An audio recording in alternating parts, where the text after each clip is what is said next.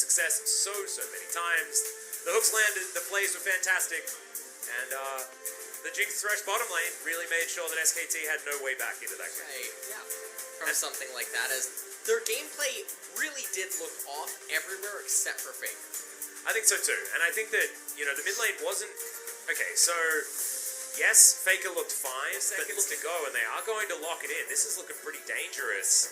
See whether Sangyun is going to buy into the fleet footwork Kai'Sa with the Storm Razor Rush, trying to get all of those evolutions very early on, or whether it's going to be once again press the attack Kai'Sa without any activation of the passive ability of the Storm Razor that I don't like very much. I like items to be utilized. Yet again. Well, see whether they can actually get to it here as SKT looking to fight back here in game number 2.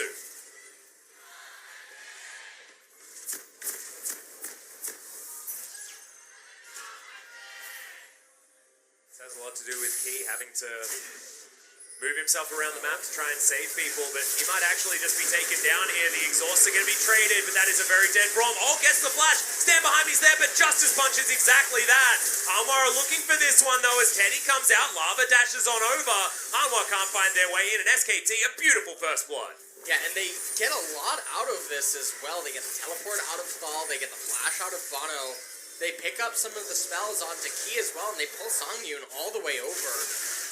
And so, this game is not looking anything like game number 1, as SK Telecom, they're off to a fantastic lead. They are trading the Mountain Drake for the Rift Herald, but with 3.5 minutes remaining on all of the plates, this is definitely something that SK Telecom can feel comfortable doing, as they can really try to accelerate that rise for the Galio. And they're also happy to do this because we know that Mountain Drake ain't a great Drake if you're behind. So you may as well pick up Shelly, open up this map even more, and make sure that Hanwha don't have any time where they're up close and personal with these turrets. Lid's going to throw it immediately towards the top side, and this is part of the SKT win condition. I absolutely love this from the squad, keeping their heads in the game. Oh, they're bringing Faker over as well. I think that they want to maybe try to even kill Thal, but... Is it? Yeah. I didn't know that. Hemo plate goes down as Tal's tanking out the minions, just gets kicked in the head. Doesn't even have time to queue. Good knock up there from Bono, but he's outside of the turret range, and that is 2 free kills for SKT. A misplay on Hanwha's side. Good flash from Sangyun, bottom side of the map, but that's not what you want to be doing. Defensive flashes here to try and keep your turret alive. This is SKT starting to flex on Hanwha. Okay, it's already completed, and let's have a look at this one once again. It was a bit of a cavalcade of errors. The Hemo plate does come down, Khan does flash, but... Really surprising flash kick and he's dead. Yeah, Khan ended up flashing, but he definitely didn't need to. Obviously, that was a really good kick. Definitely not. You know, so they should probably try a little bit harder. Yeah, well, Lid's going to try a little bit harder here as well. That's going to be the taunt, but it's only on to Bono. Key comes in, tries to sack himself for the good of his team, but he's not even going to get taken down. Tal fighting against Khan on the top side of the map. It's understandable here that Khan's having a great time, but Hanwha have repelled the aggression from SKT for now.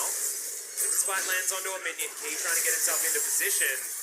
That's the empowered Q, but look at how much damage Sangyun's taking. The Devour comes forward as Mata was tanking up that turret. Lid tried to land the Q, didn't.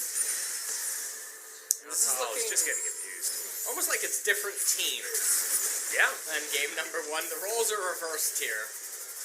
It's a complete switcheroo, as that ward there is going to give a lot of value over to Hanwha, but they're not actually going for it. Yep. Kick back there from Clit. He gets the safeguard. He's going to be absolutely fine. And we go back towards the top side as Tal is getting completely obliterated. Yeah, he's getting completely annihilated on the Vladimir. Easy access to Teddy. Wow. They might be able to get something done and achieved, but Teddy's not the only threat. The rise is massive. Well, Faker going for a very deep teleport here as Khan's just looking to keep them busy. Arrow's going to go wide, but it's a good flash to get out of the way. 4-man taunt here from Faker on the Galio. We know how well he can team fight as the LeBlanc is already dead. It's Clid that just gets rid of her. A defensive hero's entrance is now. The Sanguine Pool's in the backline, but the exhaust is fantastic, and the Vladimir does nothing. Double kill going over to the rise, and SKT continue to have control in this game. And it looks like they are keen on trying to push mid-tier 2 turret and then maybe falling back after an inhibitor turret push into consuming the dragon, but I mean, this game is all but over, Atlas. It is it's over 20 minutes a 6,000 gold lead here at 20. It's about to go up a little bit more. 7,000 now. Inhibitor turret going to fall, and it wouldn't just be a surprise to see SK Telecom fall back.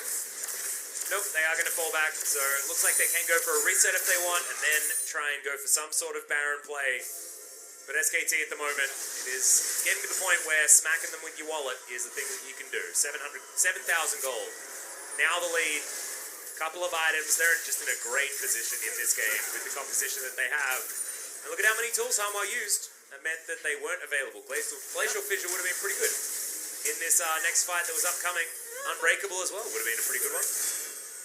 Would have been alright, as Kai'Sa forced the flash away right there, but Faker just doing so much work inside of this fight, and even though Vladimir was able to get here, it was just a little too late. Yeah. And cleared the Hemo Plague damage, not enough because the bow came in right after it went down. None of that jig that gives you the slight texture to that. Yeah, exactly. Yep. But this is a nightmare situation for Vladimir on the blue. Yeah, but it feels pretty good for SKT as now Faker wants to find that taunt, gets it onto Bono. That's an easy one. After key goes down as an afterthought. Arrow lands beautifully as Teddy gets the flash, but doesn't actually get the next auto. Onto Bono. Tal dives into the backline. The Sanguine pull's good. Hemoplay gives him some health back, and then he's dead. The Vandal Vladimir sinks into the ground and gives away the Baron to SKT. That was one of the worst feelings I think that I've ever witnessed for a Vladimir. As Lava tries to come in here and do some damage, but... Oh my goodness. Ash actually got the Baron, so that is huge. That would have been so close from Lava. Been a really feels bad man. All feels good then. Or? That's what you have to remember. That's a good shot wisdom for you right there. So check out this one once again. SKT just feels like they have all the control in these fights. Teddy, no one really closing the distance on him. This is really sad. As Bono survives with about 1 health.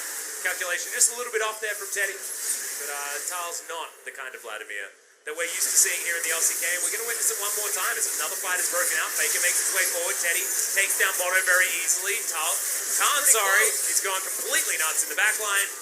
And that is going to be the triple kill for the Ash, and SKT should win the game. Yeah. Alright, I mean, it's looking pretty close right now, Atlas. I'm not entirely sure. Yeah, I know. 12-0, 5-0 in turrets.